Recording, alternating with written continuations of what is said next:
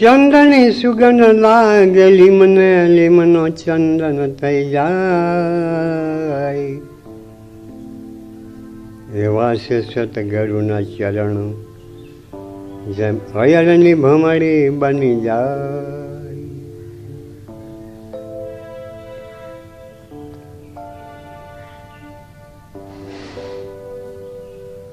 ગુરુજી મારા ગારોડી મુझ પર કરી સમય.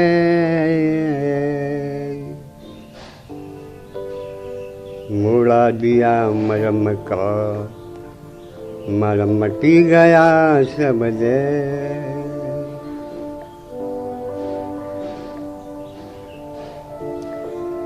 સદગુરુના વચન પાલક જે આ સંસારમાં જીવો તે સદગુરુના જ્ઞાન થકી જીવ મટીને શિવ બની જાય છે. જેમ ભમરીના ડંખથી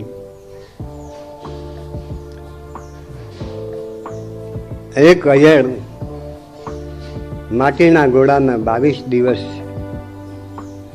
પછી એ ભમરીનું રૂપ બની જાય છે. તો સદગુરુના ઉપદેશથી શબ્દરૂપી જે ડંખથી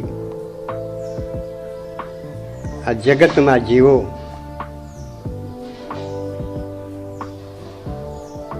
કેમ ગુરુ રૂપ ના બને, ભગવાન રૂપ ના બને, બની જાય છે.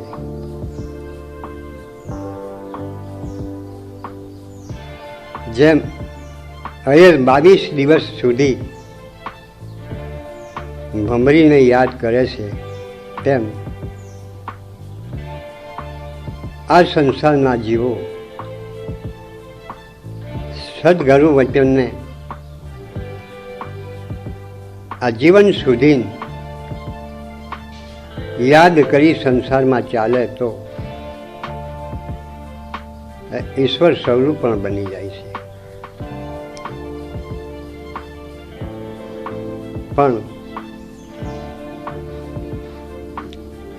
હાલ અત્યારે સમય એવો આવી ઊભો રહ્યો છે કે સૌની અંદર કામ ક્રોધ મદ મોહ લોભ આશા તૃષ્ણા આવા બધા ખરાબ ગુણોના વિકારોથી માણસો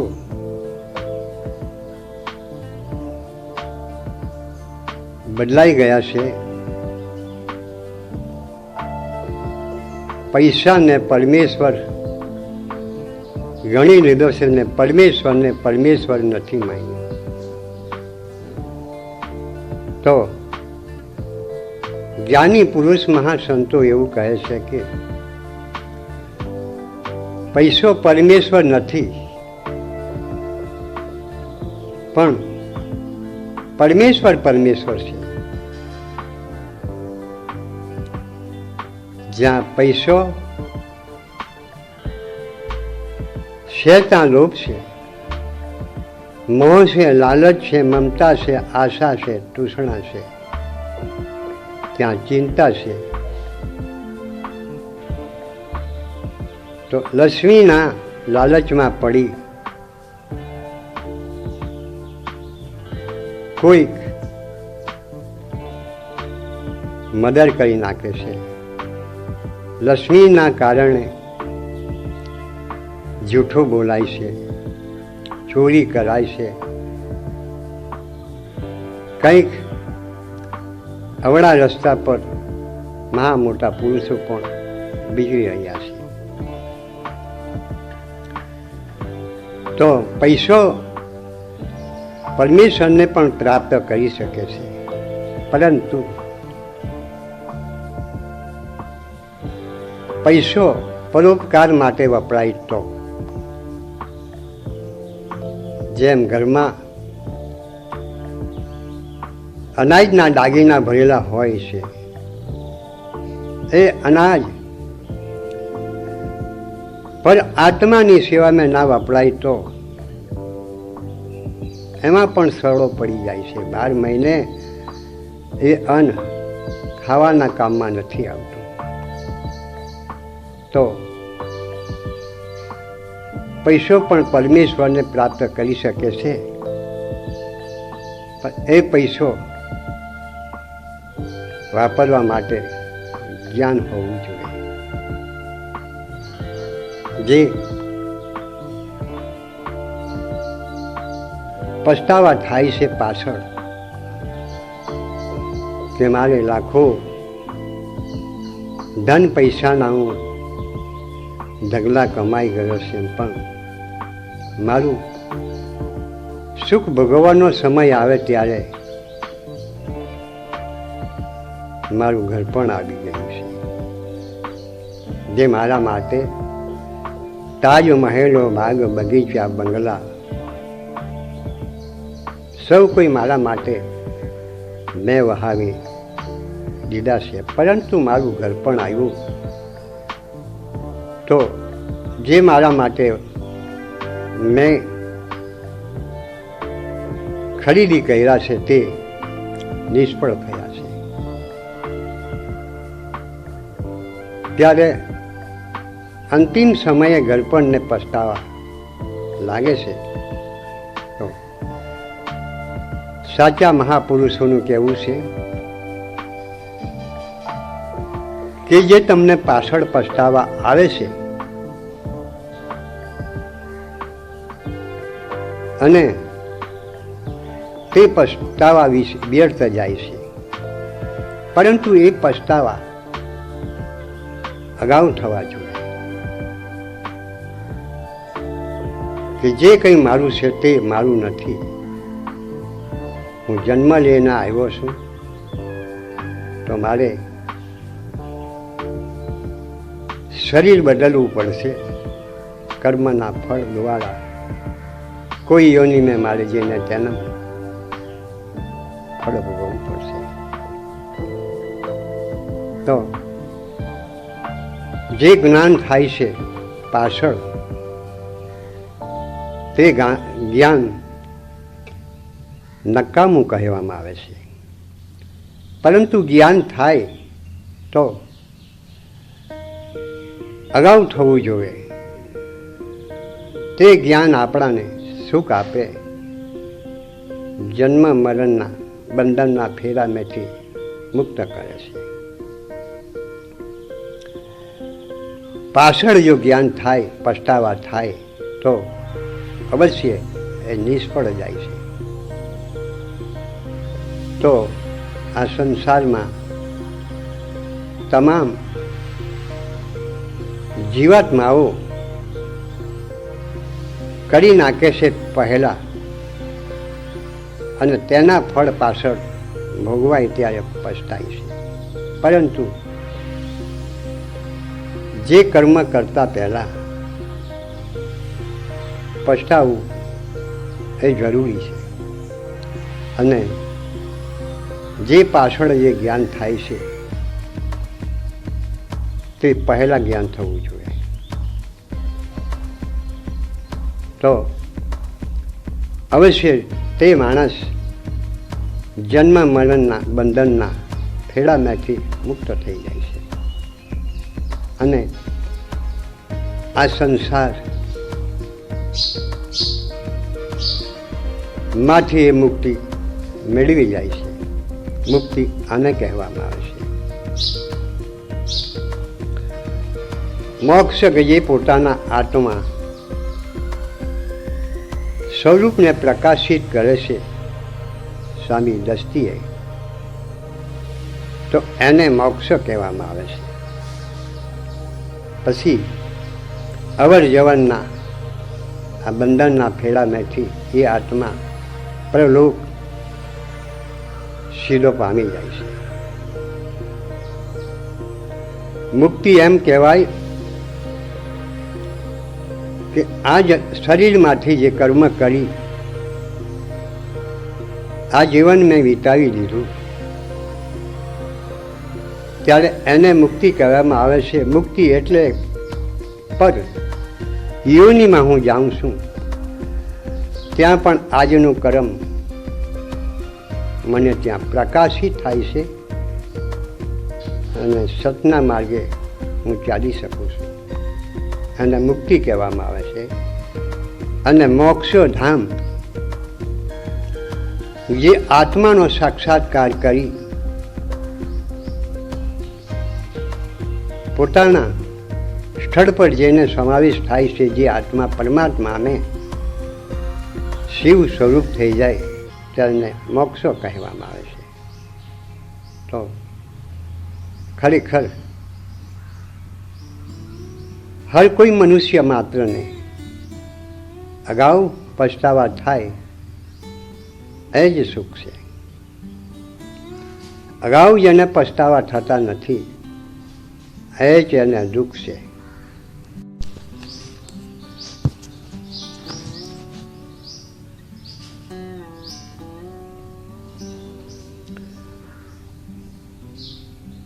અગાઉ જે વિધિઓ રજૂઆત કર્યું છે એ વિધિ મેં એવું જણાવ્યું છે કે માતા પિતા પુત્રને ભવ્ય આશીર્વાદ આપી દે છે, પરંતુ એ આશીર્વાદ ખોટા ઠરાયા છે. કુટુંબ કબીલા માતા પિતા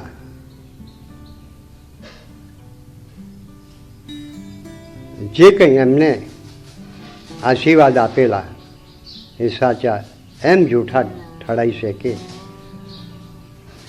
જે પુત્ર જન્મ લઈને આવે છે માતા પિતાના ગર્ભથી તે પાછલી યોનિને ઘોર કર્મ કર્યું હોય છે. ત્યાં માતા પિતાના ઋણમાંથી એને મુક્તિ મેળવી નથી. માતા પિતાનું ઋણ એના માથા પર રાખી પોતાની કન્યાને લઈ બહાર દોષ દે જઈને સુખ ભોગ કરી જીવન એનું વિતાવી શકે છે અને પોતાના માતા પિતાને ડૂબાવી માર્યા છે. આથી એ જ પુત્ર ફરી જન્મ લે છે માતા પિતાના ગર્ભથી. ત્યારે માતા પિતા એને જે આશીર્વાદ આપે તો એ આશીર્વાદ ખોટા ઠરાયા છે. તો એક સંતે એવું કીધું છે કે પૂછી જોવો અંતરને તારા, હૈયે મૂકીને હાથ, કહો ને ક્યાંથી મળે રામ, ક્યાંથી મળે રામ.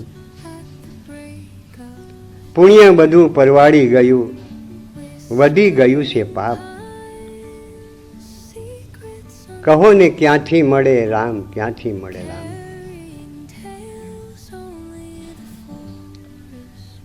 ગયા જમાના રામ સીતાના કે જે પતિ વર્તા અને પવિત્રતા, જે કંસના હાથમાં હણાઈ ગયા પછી પણ પવિત્ર હતી, પતિવ્રતા હતી. અને પવિત્રતા શરીર અશુદ્ધ બનાવ્યું નથી, શુદ્ધ. તો એના ઉપરથી કહેવામાં આવે છે કે ભલે કંસના હાથમાં હણાઈ ગયા છતાં બી રામ એને પ્રવેશ થઈને પાછા લઈ આવ્યા છે. જો ધર્મ ચૂકી ગઈ હોય તો રામ એને ના લાવતે, પરંતુ સમાજની દ્રષ્ટિ ઉપરાંત ભગવાનને સાબુતી કરી બતાવી અને અગ્નિ સંસ્કાર આપી તો પણ અગ્નિ સંસ્કારમાં સ્નાન કરી અને સીતા રામચરણમાં ઝૂકે છે. ત્યારે કે આજકાલની વ્યક્તિઓ રામ સીતા બની જાય છે તો તે જે રામ સીતા થઈ ગયા છે તેના પ્રમાણે નથી, એની લાજ નેવે મૂકે છે.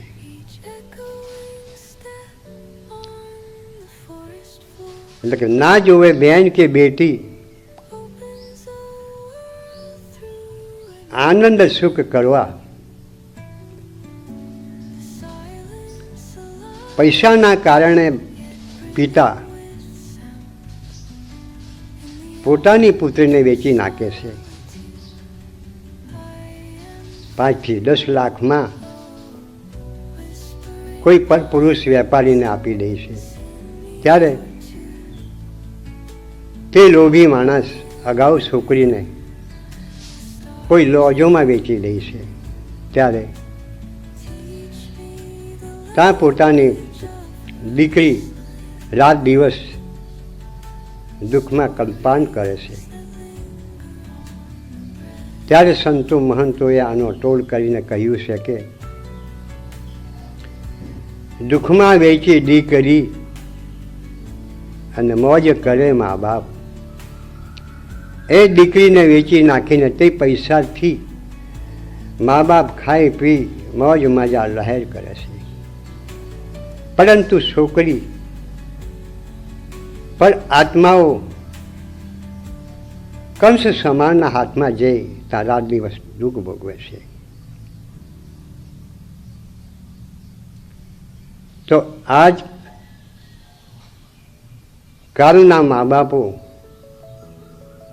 આવું જે પગલું ભરે એના કારણે મા બાપના આશીર્વાદ આજે ખોટા ઠરાયા છે. ત્યારે કે ગયા શ્રાવણના માતા પિતાની સેવા કરવાના, જે જમાના ગયા શ્રાવણના તે માતા પિતાની સેવા કરવાના, કે જેને માતા પિતાની સેવા કરવાના કારણે પોતાની પત્નીને પિયર વળાવી દીધી. પત્નીનું કહેવું એમ છે કે જો તારે મારા સાથે ઘર સંસાર ચલાવવા હોય તો તારા આંધળા મા બાપને કૂવામાં નાખ. તો શ્રાવણે વિચાર કર્યો કે મને મારા માતા પિતાએ જન્મ આપ્યો, પાળી પોષી મોટો કર્યો, અને હું હવે મારા આંધળા મા બાપને કેમ કૂવામાં નાખું. તો આથી શ્રાવણે પોતાની પત્નીને પિયર વળાવી દીધી. ત્યારે કહેવામાં આવે છે કે ગયા જમાના શ્રાવણના માતા પિતા સેવા કરવાના આજે અત્યારે શું બની રહ્યું છે કે માતા પિતાનું કહેવું પાલન નથી થતું પુત્રથી, પણ પત્નીનું કહેવું પુત્રથી પાલન થાય છે. મા બાપનું કહેવું માની શકતો નથી અને પત્નીનું કહેવું માને છે.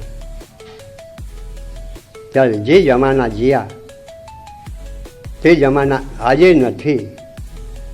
માતા પિતાના આશીર્વાદ દ્વારા અને માતા પિતાની સેવા મેં શ્રાવણે પ્રાણ ગુમાવી દીધો. છતાંય માતા પિતાના આશીર્વાદ એને એવા મળ્યા છે તો શરીરમાંથી આત્મા જાય છે. રામ રામ રામ રામ નામ લેતો ચાલ્યો જાય પરમુખમાં. તો આજે પુત્રના કર્મ દ્વારા માતા પિતાના આશીર્વાદ પુત્રને મળતા નથી. આજે એવું પણ એમ કે જાણવા મળે, જોવા મળે કે કોઈ પુત્રએ પોતાની પત્ની મા બાપના લીધે વળાવી નથી. ત્યારે સંતોએ આનો ટોલ કરી અને આનું અમલ કર્યું છે કે ખરેખર આજે લોભ લાલચ મોહ માયા જાળમાં બંધનના અંદર પછડાઈ ગયા છે. હવ કોઈ પણ જ્ઞાતિ જાતિ સર્વની અંદર માયા વ્યાપક છે. આજે પરમેશ્વરને 25 માણસો કંઈક સેવા બલિદાન આપે છે એવું જણાય છે, પરંતુ 25 બી નીકળવા મુશ્કેલ છે. 75 જીવાત્માઓ પૈસાને પરમેશ્વર માની રહ્યા છે. ત્યારે કામિનીને કંચન કાયા માટે, પોતાના સુખ માટે ભાઈઓ ભાઈના ગળા કાપે છે. ત્યારે જે વખત જીઓ રામ લક્ષ્મણ ભરતના શત્રુ, તેમાં જ્યાં સુધી અયોધ્યામાં રહી શક્યા ત્યાં સુધી વિશેષ કોઈમાં પડ્યો નથી. કોઈની અંદર એવું નથી થયું કે આ ભાઈની બુરાઈ વાંચી. તો રામાયણમાં લખિત આપેલું છે કે જે અમે અયોધ્યામાં 4 ભાઈઓ થયા છે, એવા હાલ કલિયુગમાં કોઈ નિબજશે નહીં. અને પત્ની પણ પતિના સાથે સંબંધો રાખી શકે એ ભાગ્યે કોઈ નિભજે. સીતા માતાને વનવાસ ના હતો તો પણ પતિવ્રતા ધર્મની અંદર મારું પાલન કરવું પતિ ના હોય તો એ બદલથી પત્ની પણ પોતે 14 વર્ષ વનવાસ ભોગવી આવી છે. તો જે લક્ષ્મણ, એને પણ વનવાસ ના હતો, પણ ભાઈની સેવામાં એને પોતે પણ વનવાસ 14 વર્ષ લઈ લીધો છે. તો કહ્યું છે નહીં કે જમાના જ્યાં રામ લક્ષ્મણ ભરત શત્રુના, આજે જમાના આવા કોઈ નથી. આજે લોકો સત્યને ભૂલી ગયા છે,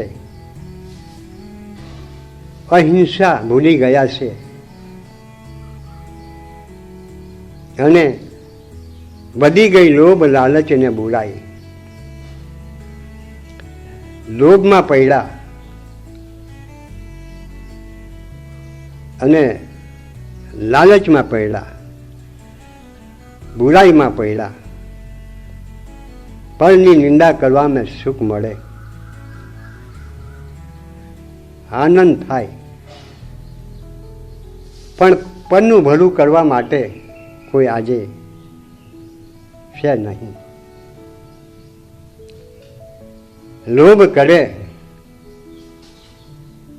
ધન કમાવા માટે, કશું મેળવવા માટે, મોહ કરે સંસારના સુખ ભોગ માટે, પરંતુ એ વિચાર થતો નથી તે મારું બાળપણ યોની ગઈને જવાની આવી તો જવાની જશે અને વૃદ્ધા અવસ્થા આવશે. વૃદ્ધા અવસ્થા પૂર્ણ થયા પછી મારે શરીર છોડીને જે કર્મના ફળ છે એ દ્વારા મારે બીજો જન્મ લેવો પડશે. તો આજના મારા કર્મના જે ફળ હું તેમાં ભોગવીશ. ભલે સાચું કર્યું હોય, ખોટું કર્યું હોય તો તે ત્યાં પ્રકાશિત થશે. તો નંદુ ભગત એવું કહે છે કે સત્ય હિંસા ભૂલી ગયા લોકો હિંસાના માર્ગે ચાલે છે, અસત્યના માર્ગે ચાલે છે. તો મારે હવે ક્યાં જવું? તૂટતા જમીનને આબ આ નંદુ ભગતનું કહેવું છે. તો ખરેખર આ જીવન કિંમતી, ફરી વારંવાર મળતો નથી. સમય મળ્યો એ તો કંઈ પરમાત્માની પ્રાણાકૃપાથી આ તમામ સંસાર સપના સમાન છે. મોંમાં સૂટેલો માણસ રાત્રે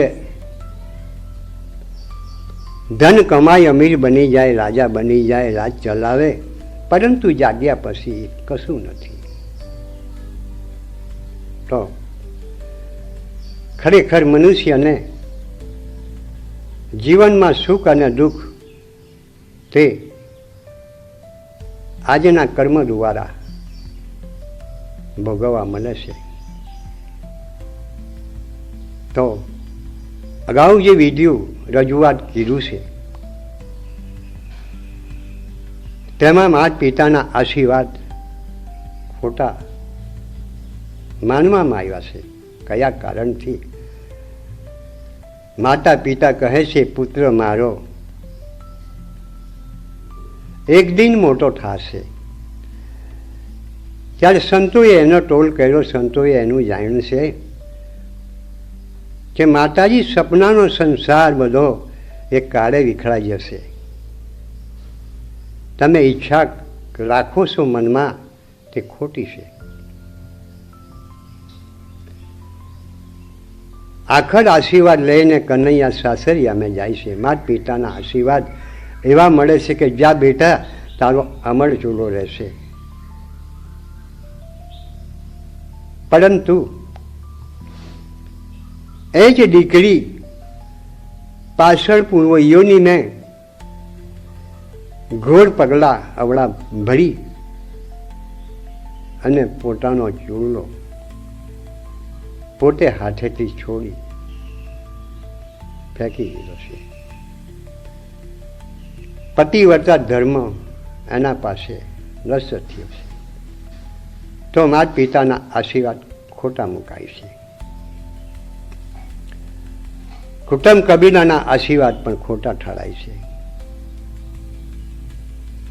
બ્રાહ્મણ ચોડીએ મંગળ ફેરા ફેરવે છે તે પણ ખોટા ઠરાયા છે. કોણ રડે અને કોણ કમાય, કોનુડે કોણ ખાશે, ઊંચી ઊંચી મેળીઓ બંધાવે તેમાં રહેવાને કોણ જાશે. લોભ લાલચ કામ ક્રોધ મોહ એ 5 ગુણો થી એમ કરવા જતો સંસાર માંડે છે પતિ પત્ની જોડે અને બીજની વાવણી કરે ત્યારે રજોગુણથી લોભ ઉત્પાદન થાય છે. છોકરો લોભી આવે પ્રકાશિત થાય છે. જ્યારે કામ હોય છે તો એ પાપી છોકરો પેદા થાય છે. મોહ ગુણથી જો ઉત્પાદન કરે તો છોકરો મોહિત ઉત્પાદન થાય છે. સંસારમાં વિશ્વમાં પરિભ્રમ કરતો હોય છે. ત્યારે જે મા બાપે જે ગુણથી પ્રજા પેદા કરી તે જ પ્રજા મા બાપે જે વસાવેલી મિલકતોનો માલિક તે બની જાય છે. ત્યારે કહેવામાં આવ્યું છે કે કોણ રડે અને કોણ કમાય, કોનુડે કોણ ખાશે, ઊંચી ઊંચી મેળીઓ બંધાવે એમાં રહેવાને કોણ જશે. જે પ્રજા એને જે ગુણથી પેદા કરી તે જ પ્રજા તે મેળીઓમાં જઈને રહેશે. બનાવવા વાળો ઘર બહાર ગામ પોતાની જન્મભૂમિ તજીને નરાધાર એકલો જાય છે અને જન્મ જન્મ તે પછતાય છે. એટલે કંઈક એમ બનવા જાય તો આ જીવનમાં આજે દુઃખી ને સુખી જીવાત્માઓ બને છે તે પોતાનું કર્મ છે. આ સમય જીવને શિવ બનવાનો મોકો અને અવારો આપેલો છે. આ સમય ફરી પાછો ના મળે કે જીવ મટી શિવ થાય. તો અવશ્ય આજે સતનો માર્ગ પકડી કોઈ સંતનો સંપર્ક કરી અને જીવન બીતાવવું એ જરૂરી છે. આ વિડીયો જનતાના લાભ કારણે મેં રજૂઆત કરું છું. સર્વને મારા પ્રણામ છે, નમસ્કાર છે. આનું પાલન કરજો. આ પ્રમાણે જીવન તમારું વિતાવજો. સતગુરુ દેવ કી જય.